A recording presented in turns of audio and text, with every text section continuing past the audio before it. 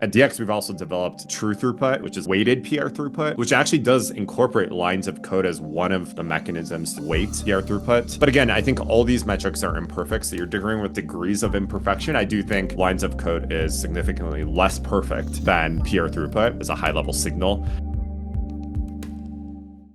Quick note before we dive into the episode. I'm excited to share the AI Measurement Framework, which offers research-based metrics for tracking AI adoption, measuring impact, and making smarter investment decisions. We've developed the AI Measurement Framework through ongoing research as well as practical experience helping hundreds of companies like Booking.com and Block. To learn more about the AI Measurement Framework and how to use it, head over to getdx.com/AI-framework. Again, that's getdx.com/AI-framework.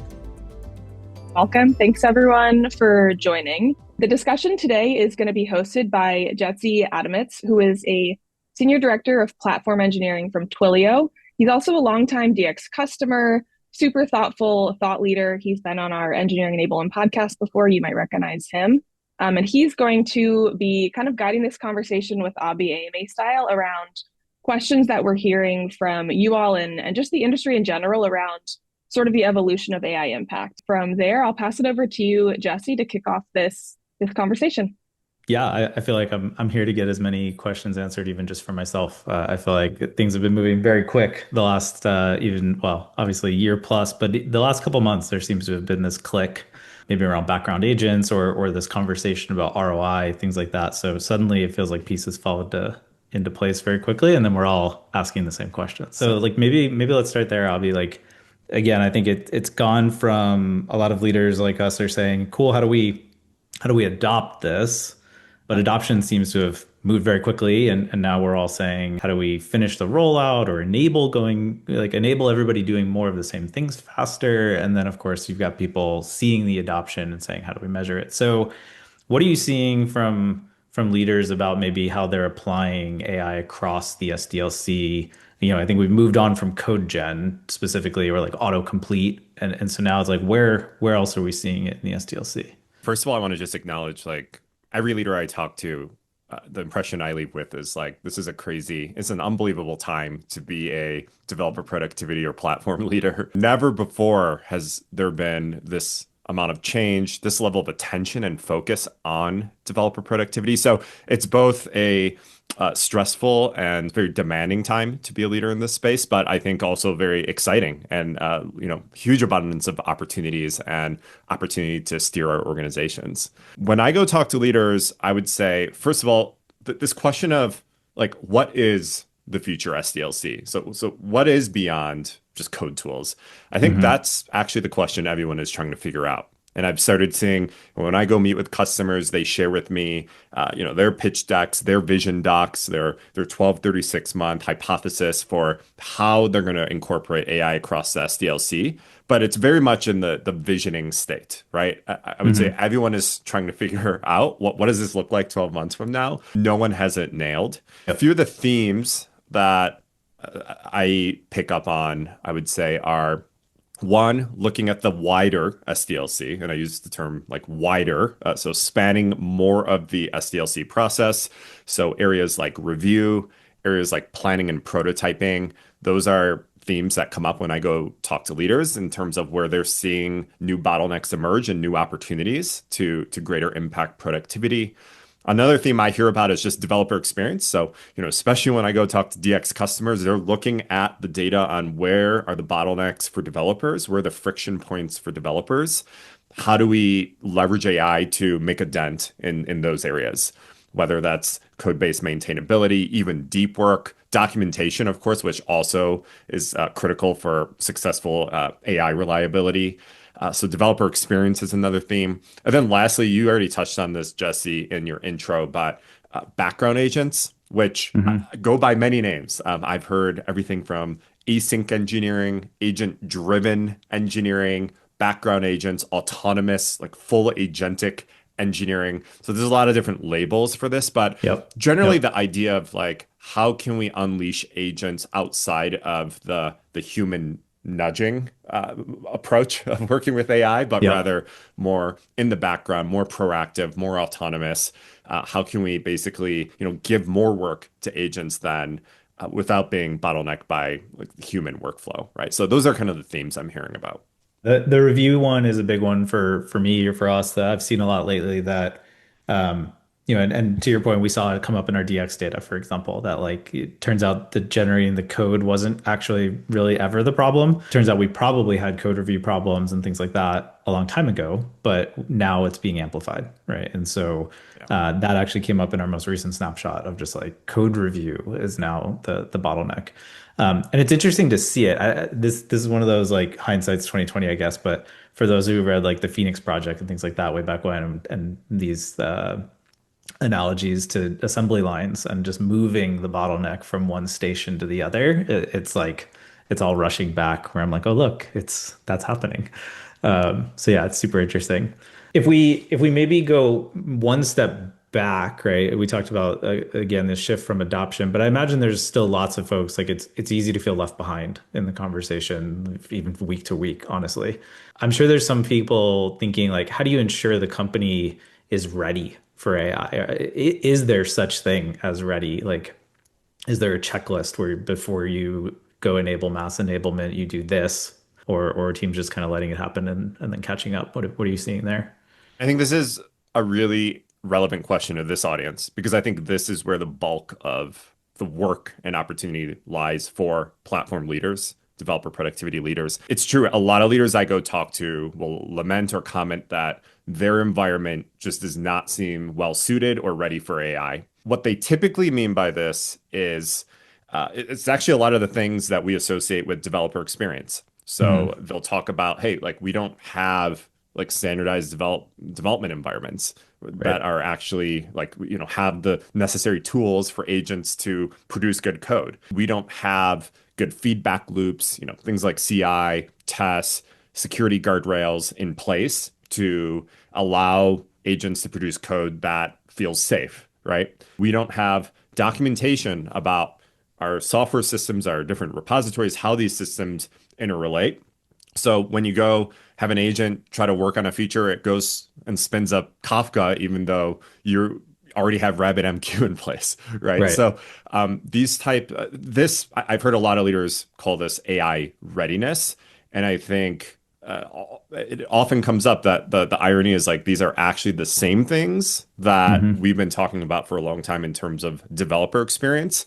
Those same bottlenecks are bottlenecks for AI to be Yep. reliable and effective. And so this is an area I see a lot of organizations reinvesting in now, sort of reframing as agent effectiveness or agent Mm. experience and sort of Interesting. reinvesting. But it's a journey, right? Like no different than it's been a journey for a lot of us to improve these areas for developers to tackle these areas in this new world. It still takes time. And so it's really a transformation that everyone needs to undergo in order to get their environment in a state where AI can work reliably. I imagine tangential to that is when you're getting ready to enable or you're getting ready to, again, you're catching up from feeling left behind. Like tool assessment feels like a thing that I think a lot of this audience is probably either gone through or going through. And I'm curious, is the important thing which tool you use, like Claude Code versus Cursor versus, anything else? Like, is the differentiator like how people are using the AI tools or the tools they're using or kind of what have you seen there? I mean, it would be incorrect to say that there aren't material differences in the tools. It's also true that the tools are evolving so quickly that there's no advice I could give Yeah. on this call right now that would hold true for probably longer than 10 days. I would say that generally speaking, I don't think success hinges on the tool you choose, right? The models continue to improve. So all of us to Yep. some extent are, and I've heard leaders talk about, look, what can we do other than sit around waiting for models to improve? I think that's kind of the question for all of Mm, us. Like, what yep. can we do to increase the leverage from these tools? And I think that ties back to the things we talked about, right? Making sure context and the environment that AI works in is as rich and effective as possible. There's also other things, right, we can do in terms of enabling teams and developers to learn how to use these tools effectively, tools we can build as platform leaders to deploy these tools and incorporate them into the SDLC seamlessly. So a lot of things we can do, but yes, I don't think tool choice is the most important decision right now, because I think Yeah. all of us on this call, like the landscape is, it's not fair to call it a three-horse race, but like, Sure. we understand kind of where the tools are at, and at this point, the rate at which models are improving. So that's stabilized a little bit to a certain extent. I think it's time to look at, what do we do beyond those tools? Yeah, you said something there that that resonated about like the model, that the rapid improvement of the models. I kind of saw recently, and I think we're feeling it too, that where enablement for us a few months ago might have looked like, hey, how do we roll out a Twilio-wide Claude MD or type file to kind of go and embed our standards and give everybody a leg up. But we're seeing like now the better pattern is every time the model increments, like delete Claude MD and start over because the instructions are stale. Tangential to that, I think in the enablement part and talking about the speed of it, I think what comes up a lot is investing in education and knowledge sharing, right? Like what I see is so far there tends to be these folks that are really far on one end of the spectrum. Like their monitors are not big enough to run enough terminals that are like adversarially coding against each other. But then you've got the other folks that are like, I prompted 6 months ago and like it wasn't great. And the middle ground is very sparse. So then you start talking about like, okay, well, how can these people teach those people? But also at the same time, like the second we sit down to be like, okay, what would a curriculum look like? The ball moved. Do others feel that pain from like the conversations you're having? Yeah, I mean, 100%. I mean, I think similar to how difficult it is to really ground ourselves in reality at an industry level, right? Right? Like what is actually a realistic expectation around what we should be able to achieve Yep. today and the next 12 months? That's a very difficult question for leaders to answer right now. I Yeah. think it's similarly actually pretty difficult to answer that question, even just as a developer within an organization. Because probably in your organization, Jesse, there's probably developers sharing clips of like them doing crazy things Yep. with agents, crazy things. And, Yep. then you start wanting to ask questions like, okay, well, like, does that workflow, is that portable to like Hmm. all developers within your organization? Is it actually reliable? Was it cost effective? Right? That's actually the elephant in the room. So I really think we're still at a point of fostering experimentation, acknowledging that we don't know exactly like what the right way, the official way will look like. I think it's more important right now to encourage that experimentation, ask good questions, ask hard questions about cost. I think that's increasingly important, and we'll talk more Yep. about that today. I don't think there's a playbook that can be written right now, to your point. Yeah. I think Yeah. it would be futile to attempt to do so. Maybe along those lines, something I think I uncovered talking to other leaders and reading last year was one really tactical approach, perhaps around the enablement, is to make it someone's job, right? Again, not necessarily a new thought, but specifically around AI enablement. Like, hey, if there's a team responsible for thinking about the tools, thinking about the workflows, sharing those more broadly, et cetera. So I'd share like that's an experiment we're trying. We recently stood up a productivity team, but it's interesting because it immediately comes up, of course, of like, well, how do you measure the success of the enablement team? Any thoughts there? Yeah, and I don't think this question and answer really has changed with AI. I think we've always had a little bit of a challenge in terms of, well, how should we think about the quote unquote productivity of an enabling team? Because, Yep. sort of pure product velocity and edge velocity doesn't really apply.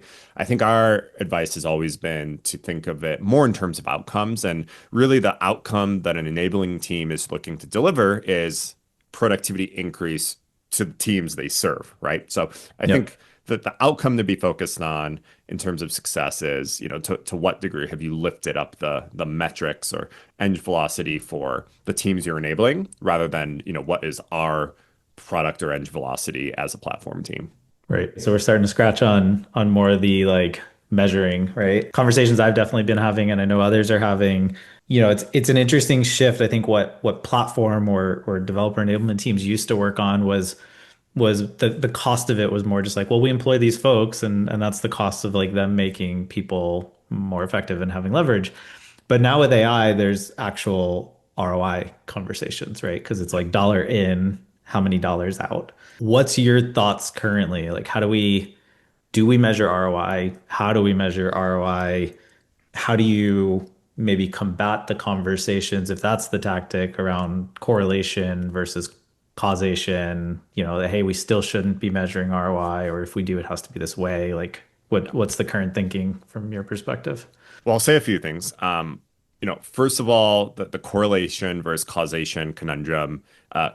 9 out of 10 organizations I go meet with, I feel, is making a little bit of a mistake around the correlation versus causation. Yeah. Generally speaking, analyses that focus on the question of do people who use AI more have higher code throughput, like that analysis is generally, I would say a little bit flawed because typically the people who use AI more are the people who coded more in the first place, right? So Yep. that's a problem. I think in most organizational settings, a longitudinal analysis is more telling. And you may have seen on our newsletter, we're about to publish a meta longitudinal analysis across a bunch of companies, and the findings are really illuminating.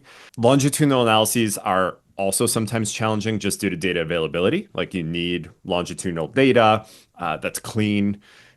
You also need to still account for confounds. So, like one, I think, pretty serious confound variable right now is actually just the heightened pressure at a lot of organizations to increase throughput, right? Like leaders are demanding higher throughput and higher levels of AI and code activity. And so I think there is just increases in throughput due to Goodhart's law there. So longitudinal analysis is my recommendation, when possible. And that doesn't mean that, just comparing cohorts cross-sectionally, like I mentioned, is useless, right? We operate in businesses. We have to answer certain questions the best we can, even with imperfect data. And so Yeah. it's okay to do that. But I just want to call out statistically, I don't think that's the thing to be drawing long-term conclusions from. In terms of ROI of AI in general, I think the more time I've spent with customers and in our research looking at the data, I think it's helpful to think of it in two buckets.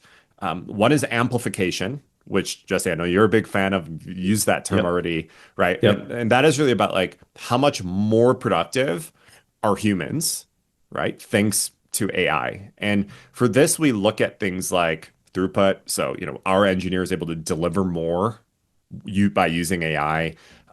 Time savings, like how much time do developers feel like they're saving in their work, specific workflows, thanks to AI or new tools that incorporate AI. Developer experience scores, right? So hmm to what extent are AI initiatives or AI tools just improving the broader developer experience, which in turn, we have a conversion of developer experience to time savings with Yep. the developer experience index. So that's amplification. I think that's one bucket. The other bucket, which is in some cases more theoretical than actual, depending on where you are in your journey. But, I would call it augmentation. So it's really like to what Mm. extent, and this goes back to like background agents a little bit, what we Yep. were talking Yep. about. But so like augmentation is to what extent are you actually extending your organizational engineering capacity by incorporating agents as like headcount into your workforce, right? So Yep. like how much work are agents driving and delivering? How much are we, and of course, with all this, the divisor needs to be cost. So like how much Yeah. work are agents delivering?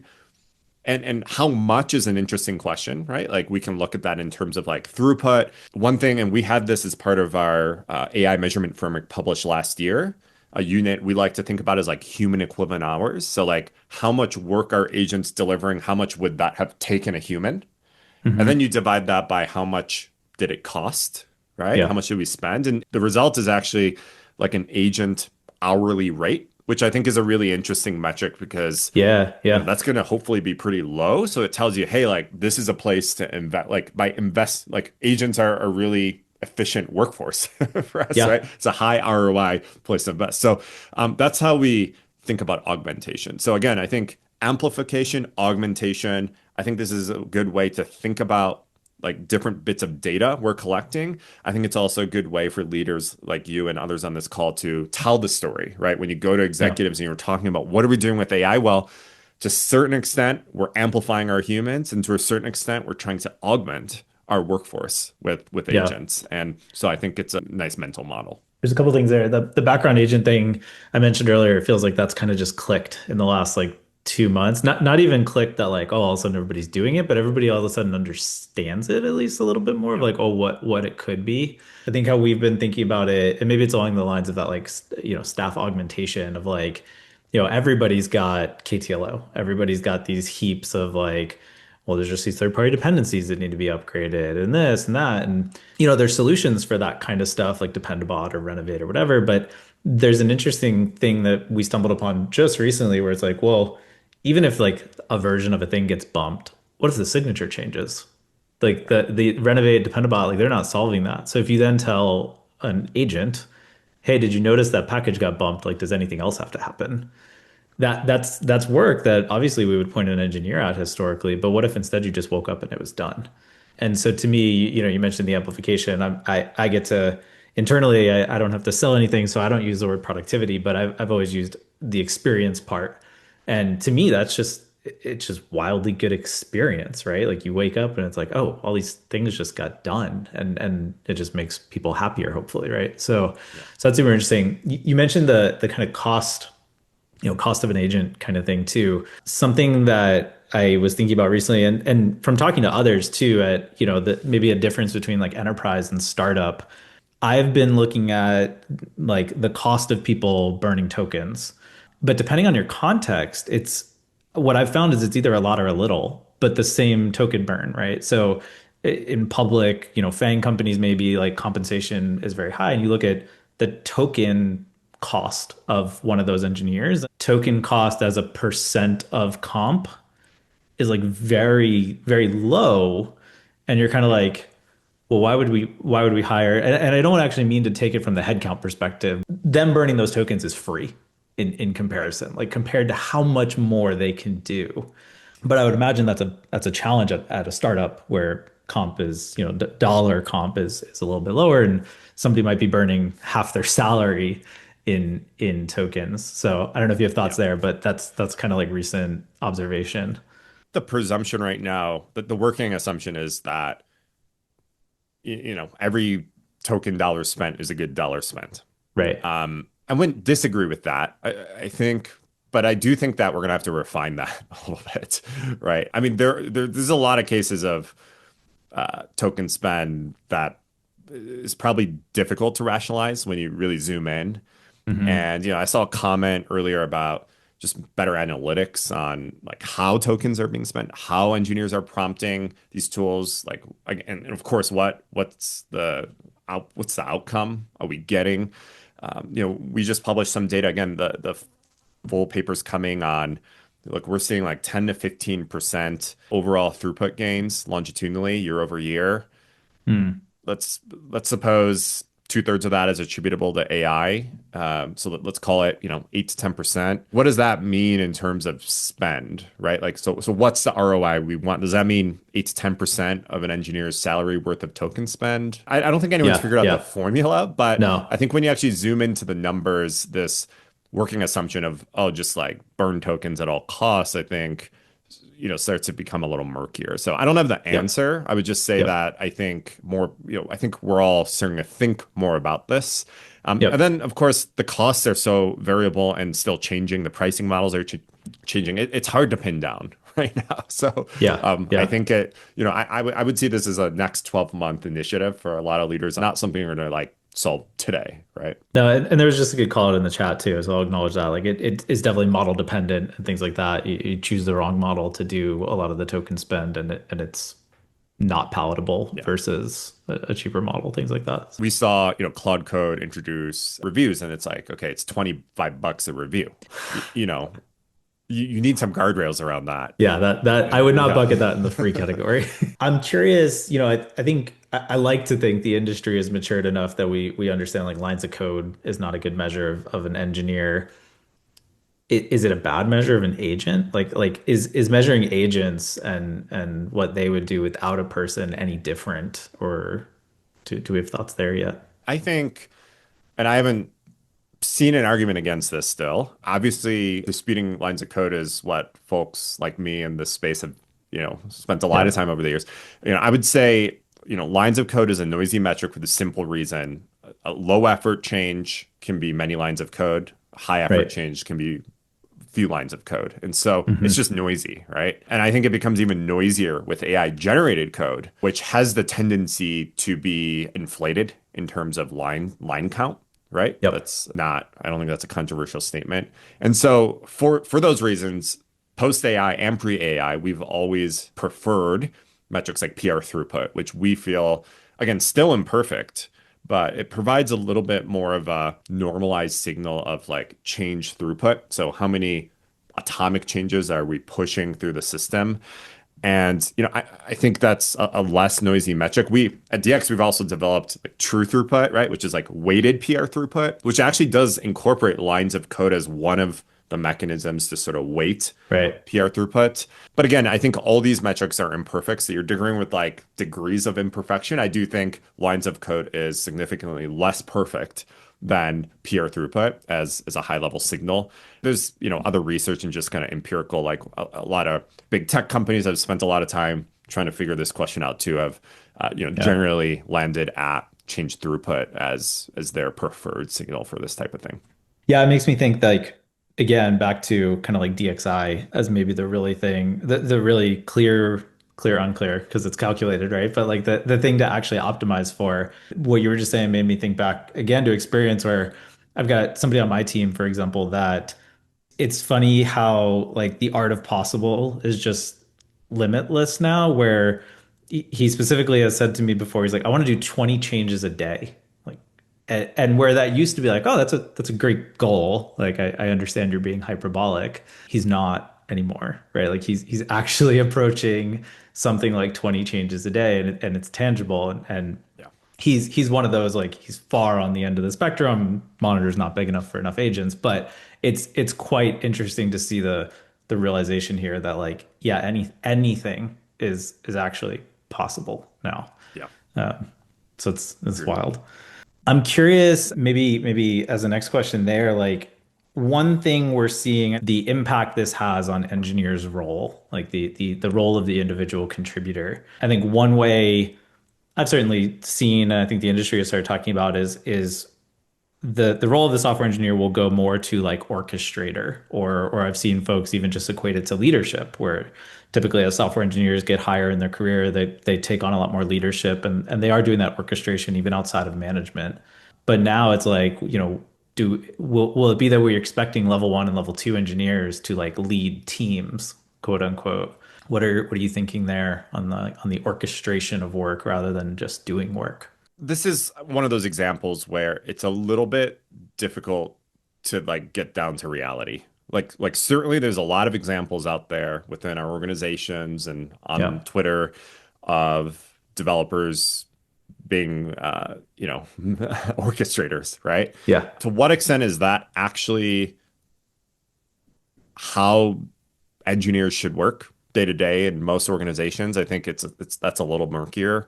To what extent are engineers well positioned to be effective at that way of working is another Mm, question. And to what extent do engineers actually enjoy working in that way is a third right. question. I think a couple thoughts on that. One, I think that a lot of developers prefer to being in the code versus spending a lot of energy drafting requirements and specs Yep. and Yep. reviewing other people's code. So take that for what it's worth. Like my guess would be most engineers would prefer to be in the code than just reviewing code and drafting requirements for agents. To what extent are developers well positioned to be effective at this? Well, I would posit that like on most teams, it's the definition, it's actually the defining and deciding of what to do that is more the bottleneck than the coding and doing it part.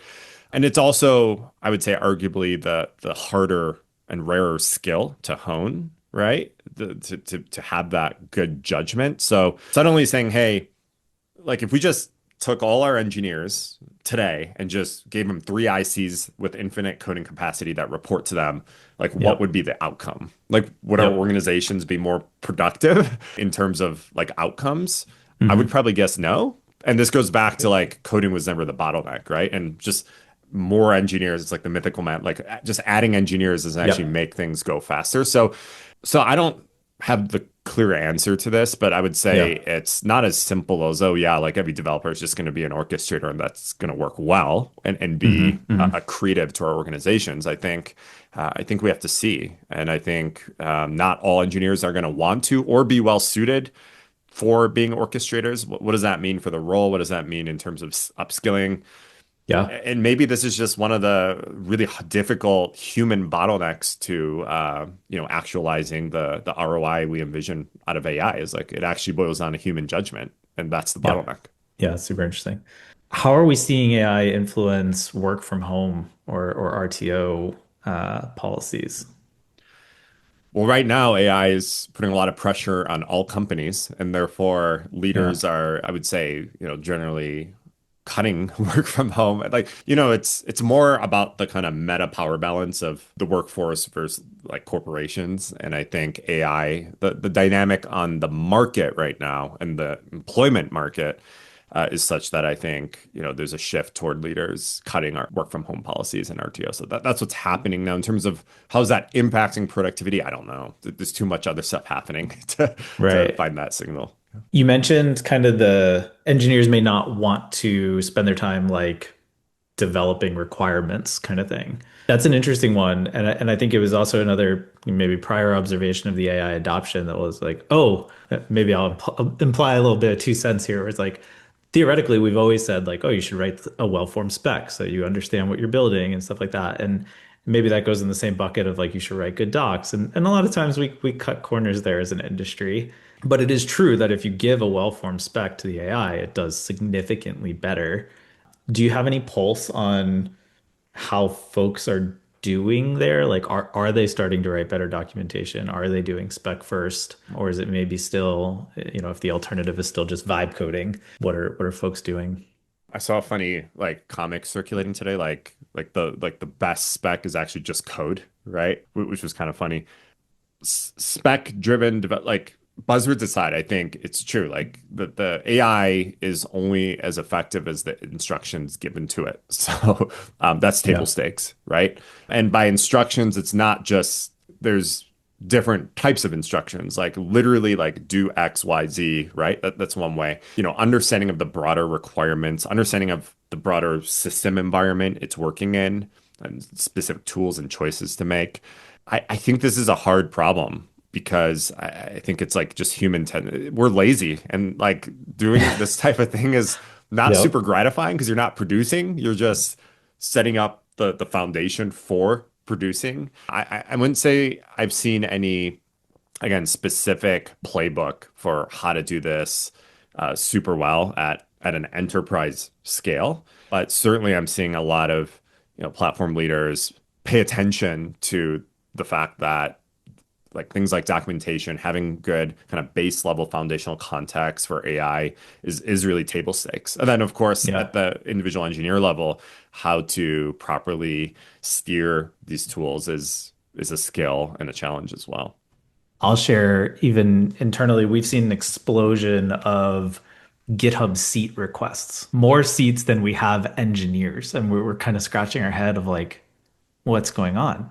But it's like everyone's a developer. And of course, if they're writing code, we don't want them to like store it in Google Drive. And so we should give them a license. But yeah, so like that this expectation of non-engineers, or is there an expectation more broadly? Is it certain companies? Like do we think there's a pattern there yet?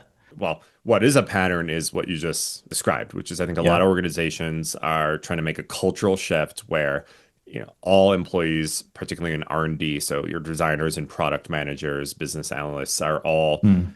expected to, there's a blurring of the edges of roles, I think, is sort of like what we all Yeah. see as Yep. possible. And so there's a push in that direction. Uh, I again, in terms of like how do we manage that? It sounds like you're navigating that right now, Jesse. Yeah. So yeah, I guess they need GitHub seats. They need Claude Code licenses. Like, what does this mean in terms of how teams managing production software need to operate? Again, comes back to like guardrails and, does this introduce more review bottlenecks? And I think those are kind of like situational questions that folks Yeah. need to answer. I'd share from the platform perspective. I mean, it poses new questions for sure, right? Like where, we give out AWS accounts for different reasons, or we have certain guardrails around what can go into production, things like that. Or we even assume like, hey, every code base is going to make its way to production. So we have branch protections, things like that. It's this new shape, right? Where it's like, okay, well, yeah, that team in marketing needs an AWS account, but it shouldn't look like that one, right? Like Right. it should not have PCI and all this other stuff. So it's interesting because now platform is potentially serving an even broader audience and not similar personas other than they write code. So that is a bunch of new conversation where it's like, oh, well, we know how to like create GitHub orgs. No, this one's different, right? Like, and what does a new paved path look like? We talked a little bit about the SDLC earlier. One question that somebody asked is like, do we think maybe sprint ceremonies in like their traditional sense, like, do we think these are being challenged even? Like, is the 2 week sprint like dead, broken, dying?